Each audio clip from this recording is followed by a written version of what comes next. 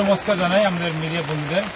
তো আজকে আমরা এই প্রাকৃতিক দুর্যোগের মধ্যেও আমরা এখানে গণ অবস্থানে আমরা বসতে আমরা বাধ্য হয়েছি, কারণ আমাদের এই সালেমা থেকে দুর্গাচন্দ্র পর্যন্ত যে দীর্ঘ রাস্তা প্রায় 13-14 কিলোমিটার হবে, সেই রাস্তাটা দীর্ঘদিন ধরে মেরামত করা হয়নি বা নতুন করে কোনো কিছু করার উদ্যোগ নেওয়া হয়নি সরকার থেকে। তো গত আমরা এই মাসের এই 12 তারিখে আমরা এখানে রাস্তা রুকো আন্দোলন করেছিলাম। সেই সময় আমাদেরকে বলা হয়েছিল যে 2 সপ্তাহের মধ্যে কাজটা আরম্ভ হবে, কিন্তু আজকে 2 সপ্তাহের লাস্ট দিন। তো আজকে পর্যন্ত আমরা দেখতে পাইনি যে সরকারের কোনো কি বলবো ব্যবস্থার।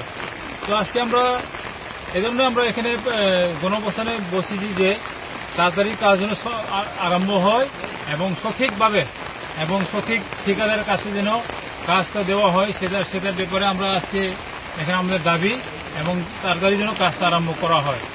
এবং আমাদের ঊর্ধ্বতন কর্তৃপক্ষের কাছে আমাদের দাবি থাকবে ওনারা যাতে এই কাজের জন্য মানে সঠিক তদারকি করে এবং আমাদের দুর্গাপূজার আগে, আমাদের ত্রিপুরার বৃহত্তম পূজা দুর্গোৎসবের আগে যেন এই রাস্তাটা কমপ্লিট করা হয়, সেটার উদ্যোগ যেন নেওয়া হয়।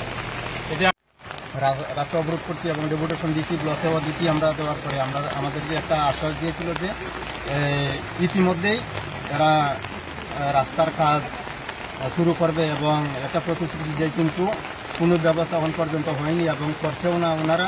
তো গত কিছুদিন আগেও আমরা এরকম সালামাতে একবার, এই জায়গাতেই একবার রাস্তা অবরোধ করছি, কিন্তু এখন পর্যন্ত কোনো সুরাহা পাইনি।